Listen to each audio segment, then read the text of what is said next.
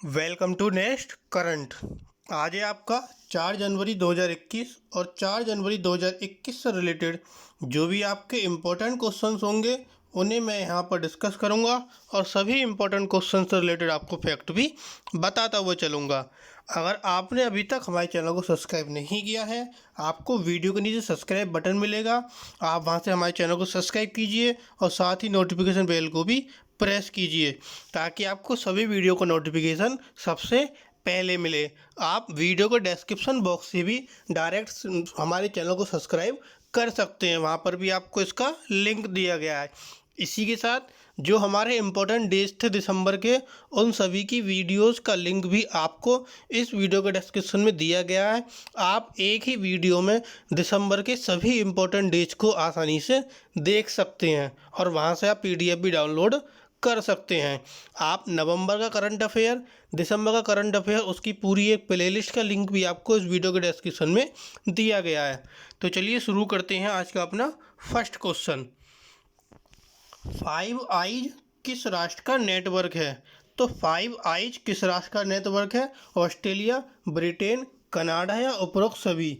तो जो आपका 5 आइज नेटवर्क है ये आपका तीनों का ही क्या है, नेटवर्क है। ऑस्ट्रेलिया का भी है, ब्रिटेन का भी है और कनाडा का भी है, इसलिए इसका आंसर क्या होगा? ऑप्शन डी, उपरोक्त सभी। जापानी सरकार 5 आइज के खुफिया साझाकरण गठबंधन में शामिल होने के लिए भी तैयार है। 5 आइज 5 देशों का एक नेटवर्क है जिसमें ऑस्ट्रेलिया, ब्रिटेन, कनाडा, न्यूजीलैंड और अमेरिका, जिन्होंने उत्तर कोरिया और चीन द्वारा बढ़ते खतरों को बेहतर जवाब देने के लिए सहयोग किया है। और अब इसमें आपका जापान भी क्या होने वाला, आने वाला है।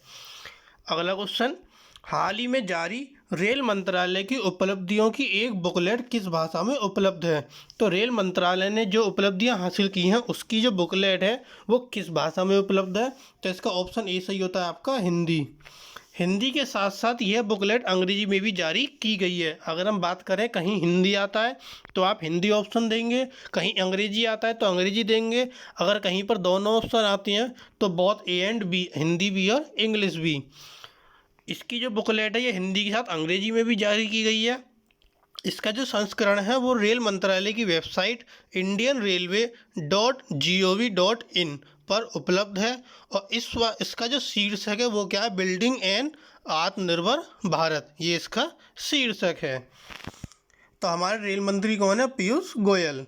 अगला क्वेश्चन, भारत का पहला आईएफएससी किस शहर में स्थापित किया गया है? तो भारत का पहला आईएफएससी आपके गांधीनगर शहर में स्थापित किया गया है, इसका ऑप्शन बी सही होता है आपका, गांधीनगर। अंतर्राष्ट्रीय वित्तीय सेवा केंद्र प्राधिकरण, जिसको हम आईएफएससीए बोलते हैं, अंतर्राष्ट्रीय प्रतिभूति आयोगों का गठन आईओएससीए का एक सहयोगी सदस्य बन गया है। तो आईएफएससीए, यहाँ पर ए और रह गया है, यहाँ पर ए और आएगा आईएफएससीए। इसकी फुल फॉर्म होती है international financial services centres authority. और जो आपका दूसरा नाम बताया था अंतर्राष्ट्रीय प्रतिभूति आयोगों का संगठन, जिसको हम आईओएससीए बोलते हैं, आईओएससीओ बोलते हैं, इसका है आपका इंटरनेशनल ऑर्गेनाइजेशन सिक्योरिटीज कमीशन। इन दोनों का क्या हो गया, एक सहयोगी सदस्य बन गया है ये आईएफएससीए आईओएससीए का। और आईओएससीओ G20 राष्ट्रीय और वित्तीय स्थिरता बोर्ड के साथ मिलकर जो बाजार हैं उनको मजबूत करने के लिए, मानक स्थापित करने के लिए भी क्या करता है, ये काम करता है। अगला क्वेश्चन, हाल ही में किस विश्वविद्यालय ने आईसीएआई के साथ समझौता ज्ञापन पर हस्ताक्षर किए? तो किस विश्वविद्यालय ने आईसीएआई के साथ समझौता ज्ञापन पर हस्ताक्षर किए हैं? तो वो है आपका सावित्रीबाई फूले पुणे महाविद्यालय, ऑप्शन सी।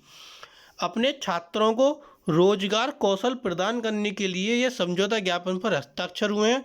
छात्रों को इंटर्नशिप के अवसर प्रदान करने के अलावा समझौता ज्ञापन का उद्देश्य छात्रों को कौशल उन्मुख शिक्षा प्रदान करना, कर्मचारियों के लिए संकाय विकास कार्यक्रम आयोजित करना और वेबिनार के माध्यम से छात्रों के कौशल समूह को भी बढ़ाना है। अगला आता है आपका, हाल ही में कर्नाटक सरकार ब्रिटेन में कितनी पेशेवर प्रशिक्षित नर्सों को भेजने के लिए तैयार है? तो कर्नाटक सरकार ब्रिटेन में कितनी प्रशिक्षित नर्सों को भेजने के लिए तैयार है? इसका ऑप्शन डी सही होता है आपका 1000, 1000। कोविड-19 महामारी के बीच जो नौकरी चाहने वाले थे उनके बीच उम्मीद पैदा करने के प्रयास में कर्नाटक सरकार 1000 पेशेवर प्रशिक्षित नर्सों को भेजने के लिए तैयार है। हुआ क्या था, कोविड-19 में बहुत लोगों की नौकरियां वगैरह छूट गई थी, तो इसमें जो है जो नर्सें हैं, जो प्रशिक्षित नर्सें हैं, जो सीखी हुई नर्सें होती हैं, उनको जो है हमारी जो कर्नाटक सरकार है वो उन्हें कहाँ भेजने के लिए तैयार है? आपके ब्रिटेन में। इसी के साथ पहले बैच में जो जाने वाली सभी नर्सें हैं इनको कर्नाटक व्यावसायिक प्रशिक्षण और कौशल विकास निगम के माध्यम से संचार कौशल सहित उनके पेशे के सभी पहलुओं में प्रशिक्षित किया जाएगा। जब उनको भेजा जाएगा उनको सभी चीज़ों में प्रशिक्षण देकर उनको वहाँ से क्या हुआ, भेजा जाएगा। अब बात आपकी कर्नाटक सरकार की आती है, तो कर्नाटक के बारे में पढ़ते हैं। कर्नाटक की राजधानी बेंगलोर, कर्नाटक के जो मुख्यमंत्री येदियुरप्पा और कर्नाटक के जो राज्यपाल हैं वाजुभाई रुदाभाई वाला। अगला क्वेश्चन, हाल ही में मनसुख वसावा ने किस राज्य से पार्टी छोड़ दी? तो मनसुख वसावा ने किस राज्य से पार्टी छोड़ दी? तो वो है आपका गुजरात राज्य, ऑप्शन सी। मनसुख वसावा ने गुजरात राज्य से पार्टी छोड़ दी। गुजरात भाजपा के सांसद और पूर्व केंद्रीय मंत्री मनसुख वसावा ने पार्टी छोड़ी और घोषणा की कि वह संसद के बजट सत्र में लोकसभा से इस्तीफा दे देंगे और वह जनजातीय मुद्दों पर मुखर रहे हैं। और उन्होंने पीएम नरेंद्र मोदी, प्रधानमंत्री नरेंद्र मोदी को पत्र लिखा। नर्मदा जिले के 121 गाँवों को पर्यावरण संवेदनशील क्षेत्र घोषित करने के लिए पर्यावरण, वन और जलवायु परिवर्तन मंत्रालय के अधिसूचना को भी वापस लेने की मांग की थी। अब गुजरात की बात आती है, तो गुजरात के बारे में पढ़ते हैं। गुजरात की जो आपकी राजधानी है गांधीनगर, गुजरात के मुख्यमंत्री विजय रूपानी और गुजरात के जो राज्यपाल हैं आचार्य देवव्रत। अगला क्वेश्चन आता है आपका, हाल ही में ब्रह्मपुत्र मुकुटा नदी क्रूज का उद्घाटन कहाँ हुआ? तो ब्रह्मपुत्र मुकुटा नदी क्रूज का उद्घाटन आपके असम राज्य में हुआ, ऑप्शन ए इसका आता असम। असम के जो मुख्यमंत्री हैं सर्बानंद सोनोवाल, इन्होंने डिब्रूगढ़ में बोगीबील पुल के पास ब्रह्मपुत्र नदी के तट पर ब्रह्मपुत्र मुकुटा नदी क्रूज पोत का उद्घाटन किया। 1.5 साल में बनाया गया क्रूज डॉक्टर स्थानीय युवकों धीरज विकास गोगोई और उदय शंकर मोहन की पहल के साथ एक ABCD एक्सप्लोरेशन कंपनी परियोजना है। इस क्रूज में क्या क्या चीज़ें शामिल हैं, क्या क्या सुविधाएं शामिल हैं? इसमें गीजर के साथ AC कमरे और AC कमरों के साथ संलग्न बाथरूम, अटैच बाथरूम और रसोई, सम्मेलन कक्ष और भोजन कक्ष भी हैं। और ये जो आपका शानदार क्रूज है ये आपका 2 मंजिला क्रूज है। अब असम में हुआ है, तो असम के बारे में पढ़ते हैं। असम की राजधानी दिसपुर, असम के मुख्यमंत्री सर्बानंद सोनोवाल, असम के राज्यपाल जगदीश मुखी। अगला क्वेश्चन, हाल ही में DCGI ने किसे कोविशील्ड टीके उम्मीदवार की मंजूरी दी? तो DCGI ने किसे मंजूरी दी? तो वो है आपका option C, Serum Institute of India. Serum Institute of India को DCGI ने क्या दी? इसकी मंजूरी दी है।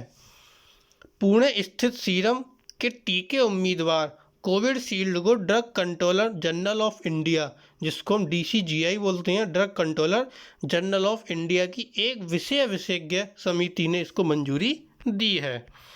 अगला क्वेश्चन, हाल ही में राष्ट्रपति ने संजीव बनर्जी को किस उच्च न्यायालय का मुख्य न्यायाधीश नियुक्त किया है?